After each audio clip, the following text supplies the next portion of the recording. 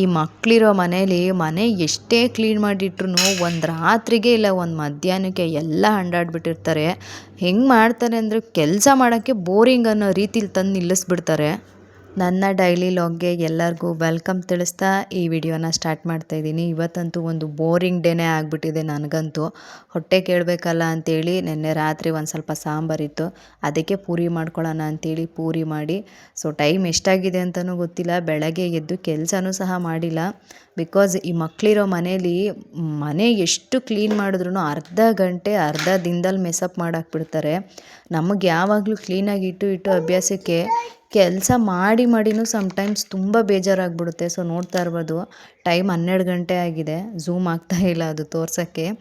ಇವಾಗಲಾದರೂ ಎದ್ದು ಬೇಗ ಕೆಲಸ ಮುಗಿಸ್ಲೇಬೇಕು. ಕೂತ್ಕೊಂಡೇ ಇರಬೇಕು ಅಂತ ಅನಿಸುತ್ತೆ, ಏನಕ್ಕಂತ ಗೊತ್ತಿಲ್ಲ.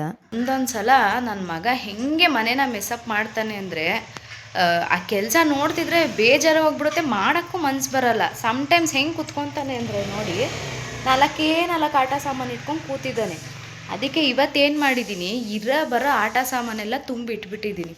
ಪ್ರೀವಿಯಸ್ ಆಗಿ ಕೆಲ್ಸಕ್ಕೆ ಹೋಗ್ಬೇಕಾದ್ರೆ ಪೆನ್ ಬಾಕ್ಸ್ ಇಟ್ಕೊಂಡಿದ್ದೆ. ಅಂದರೆ ಪೆನ್ನು ಪೆನ್ಸಿಲು ಎಲ್ಲ ಬೇಕಾಗುತ್ತಲ್ಲ ಆಫೀಸ್ಗೆ ಅಂತೇಳಿ, ಸೊ ಯೂಸ್ ಮಾಡೋಕ್ಕೆ ಅಂತ ಇಟ್ಕೊಂಡಿದ್ದೆ. ಸೊ ಈ ಡ್ರಾಯರ್ನು ಸಹ ಹೆಂಗೆ ಮಾಡಿದ್ದಾನೆ ಅಂತ ಅಂದರೆ, ಇನ್ ಕೇಸ್ ನಾನು ಎತ್ಕೊಂಡೆ ಡ್ರಾಯರ್ ಓಪನ್ ಮಾಡಿದಾಗ ಕೇಳಿದ್ದನ್ನು ಕೊಟ್ಬಿಡಬೇಕು. ಇಲ್ಲ ಅಂತ ಅಂದರೆ ಹಳೋದು ಇದು ಮಾಡೋದು ಅದೆಲ್ಲ ಮಾಡ್ತಾನೆ. ಸೊ ನೋಡಿ ಇದು ಹೆಂಗೆ ಮಿಸ್ಅಪ್ ಮಾಡಿದಂತ ತೋರಿಸ್ತೀನಿ ಅಂತ. ಇವಾಗ ನಾನು ಇದರಲ್ಲಿ ಪೆನ್ನೆಲ್ಲ ತೆಗಿಬೇಕು. ಪೆನ್ ತೆಗೆದು ಇದನ್ನೆಲ್ಲ ಪೂರ್ತಿ ರೆಡಿ ಮಾಡಿ, ಸೊ ಇನ್ನು ಬಟ್ಟೆ ಎಲ್ಲ ಎಷ್ಟು ಬಿದ್ದಿದೆ ಅಂತೇಳಿ ಇಷ್ಟು ಬಟ್ಟೆನೂ ಮಡಚಬೇಕು. ಇವಾಗ ಇವ್ನಿಗಿನ್ನ ತಿನ್ನಿಸಿ ನಾನು ಕೆಲಸ ಮುಗಿಸಿ ಸ್ನಾನ ಮಾಡಿಕೊಂಡು, ಸೊ ಟೈಮ್ ಅಷ್ಟೊಂದು 3 ಗಂಟೆ 4 ಗಂಟೆ ಆಗೇ ಹೋಗುತ್ತೇನೋ. ಕರೆಂಟ್ ಬಿಲ್ ಬೇರೆ ಬಿಟ್ಟಿದ್ದಾರೆ, ಅದನ್ನು ಬೇರೆ ಫ್ರೀ ಮಾಡಿಸಿ ಅಂತೇಳಿ. ಸೊ ಹೋಗಿದ್ದೆ, ಆಲ್ರೆಡಿ ಸಿಕ್ಕಾಪಟ್ಟೆ ರಶ್ ಇದೆ.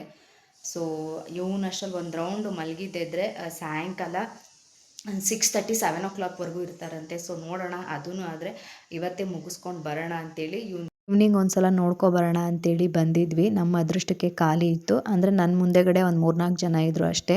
ಇನ್ನು ಮತ್ತೆ ಫ್ರೀ ಸಿಗಲ್ಲ, ಜನ ರಶ್ ಆಗಿಬಿಡ್ತಾರೆ ಅಂತೇಳಿ ಮಾಡಿಸ್ಕೊಂಡು ಬರಬೇಕಾದ್ರೆ ಬಾಳೆಹಣ್ಣು ತೊಗೊಂಡೆ. ಅದು ನೋಡಿನೇ ತುಂಬ ಖುಷಿಯಾಯಿತು, ಎಷ್ಟು ಚೆನ್ನಾಗಿ ಅಚ್ಚುಕಟ್ಟಾಗಿ ಬಂದಿದೆ ಅಂತೇಳಿ. ಹಾಗೆ ಹೋಲ್ಸೇಲ್ ಅಂಗಡಿಗೆ ಹೋಗಿ ಬೆಲ್ಲ, ಕಡಲೆ ಬೀಜ, ಎಳ್ಳು, ಹಾಗೆ ಪಾತ್ರೆ ಉಜ್ಜೋ ನಾರೆಲ್ಲ ತೊಗೊಂಡು ಬಂದೆ.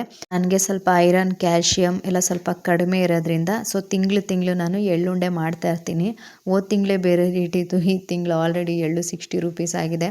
ಸರಿ ಇನ್ನೇನು ಮಾಡೋದು ಅಂತೇಳಿ, ಬಾಡಿಗೆ ಏನಾದರೂ ಕ್ಯಾಲ್ಶಿಯಂ ಐರನ್ ಬೇಕೇ ಬೇಕಲ್ವ. ಇದ್ರ ಜೊತೆ ಬೇರೆ ಥರ ಸೊಪ್ಪು ತರಕಾರಿ ತಿಂತಾ ಇರ್ತೀನಿ. ಸೊ ಹಾಗಾಗಿ ಬಾಡಿ ಪೇನ್ ಎಲ್ಲ ಸ್ವಲ್ಪ ಸರಿ ಹೋಗಿದೆ. ಸರಿ, ಮೇಯ್ನು ಪಾಪುಗೆ ಬ್ರಷ್ ತೊಗೊಬಂದೆ. ಇಷ್ಟು ದಿನ ಅಂದರೆ ಅವನಿಗೆ ಬ್ರಷ್ ಮಾಡಿಸಿದಾಗ ಉಗ್ಯೋಕ್ಕೆಲ್ಲ ಬರ್ತಿರ್ಲಿಲ್ಲ. ಸೊ ಇವಾಗೆಲ್ಲ ಕಲ್ತ್ಕೊಂಡಿದ್ದಾನೆ. ಅದು ಮೇಲ್ಗಡೆ ವಯರ್ ಅದೇನದು ಇದು ನೋಡ್ಕೊಂಡು ತೊಗೊಬಂದೆ. ಯಾಕಂದರೆ ಸ್ವಲ್ಪ ಗಟ್ಟಿ ಇದ್ರೂ ಅವನಿಗೆ ಚುಚ್ದಂಗೆ ಆಗುತ್ತೆ, ಉಜ್ಜಲ್ಲ ಅಂತೇಳಿ ಸ್ವಲ್ಪ ಸಾಫ್ಟಾಗಿರೋದೆ ನೋಡಿ ತೊಗೊಬಂದಿದ್ದೀನಿ. ಮನೆಗೆ ಬಂದಿದ್ದೆ ಲೇಟ್ ಆಗಿತ್ತು, ಕರೆಂಟ್ ಬಿಲ್ ಮಾಡಿಸ್ಕೊಂಡು. ಅಷ್ಟರಲ್ಲಿ ಅಪ್ಪ ಬಂದು ಅಲ್ಲೇ ಊಟ ಮಾಡ್ಕೊಂಬರಿವಂತೆ ಬಾ ಅಂದರು. ನನ್ನ ಫೇವ್ರೇಟ್ ನುಗ್ಗೆ ಸೊಪ್ಪು ಪಲ್ಯ ಮಾಡಿ ಬಸ್ಸಾರು ಮಾಡಿದರು. ಸೊ ಅಲ್ಲೇ ಊಟ ಮಾಡ್ಕೊಂಡು ಬಂದೆ. ಫೈನಲಿ ಊಟ ಮುಗಿಸ್ಕೊಂಡು ಮನೆಗೆ ಬಂದೆ. ಸೊ ಇವತ್ತಿನ ದಿನ ಅಂತೂ ಬೋರಿಂಗ್ ಡೇ ಅಂತಲೇ ಡಿಸೈಡ್ ಮಾಡಿಬಿಟ್ಟಿದೆ. ಆದರೆ ಯಾವಾಗ 2 ಗಂಟೆ ಮೇಲೆ ಕೆಲಸ ಎಲ್ಲ ಮಾಡೋಕ್ಕೆ ಸ್ಟಾರ್ಟ್ ಮಾಡಿದ್ನೋ, ಟೈಮ್ ಹೋಗಿದ್ದು ಗೊತ್ತಾಗಲಿಲ್ಲ. ಫುಲ್ಲು ಬ್ಯುಸಿ ಆಗಿಬಿಟ್ಟೆ ಒಂಥರ. ಆಮೇಲೆ ನೋಡಿದ್ರೆ ಕರೆಂಟ್ ಬಿಲ್ ಮಾಡಿಸ್ಕೊಬರೋಕೆ ಹೋದೆ, ಅಲ್ಲೊಂದು ಸ್ವಲ್ಪ ಮಳೆ ಬಂತು. ಸೊ ಹಾಗೋ ಹೇಗೋ ಅಲ್ಲೇ ಒಂದು 7 o'clock ಆಗೋಗಿತ್ತು. ಏನು ಮಾಡೋದು ಅನ್ನೋಷ್ಟರಲ್ಲಿ ಊಟನೂ ಹೇಗೋ ರೆಡಿ ಆಯಿತು. ಸೊ ಮನೆಗೆ ಬಂದೆ, ಎಲ್ಲ ತೊಗೊಂಡು ಊಟ ಮಾಡಿಕೊಂಡು, ಫೇಸು ಒಂದು ಸ್ವಲ್ಪ ಎಲ್ಲ ಪಿಂಪಲ್ಸ್ ಆಗಿಬಿಟ್ಟಿದೆ. ಬಿಕಾಸ್ ಏನಂತ ಗೊತ್ತಿಲ್ಲ, ನನಗೆ ಒಂದು ಸ್ವಲ್ಪ ಜಾಸ್ತಿ ಡಸ್ಟ್ ಆದರೆ ಸಾಕು ಫೇಸಲ್ಲಿ ಬೇಗ ಅಲರ್ಜಿ ಥರ ಪಿಂಪಲ್ಸ್ ಎದ್ಬಿಡುತ್ತೆ. ತೋರ್ಸೋಕ್ಕೇನೂ ಹೋಗಿಲ್ಲ ನಾನು, ನೋಡೋಣ ಅಂತೇಳಿ ಇವಾಗ ಫೇಸ್ ವಾಶ್ ಮಾಡಿ ಸೊ ಹಾಗೆ ಬಿಟ್ಟಿದ್ದೀನಿ.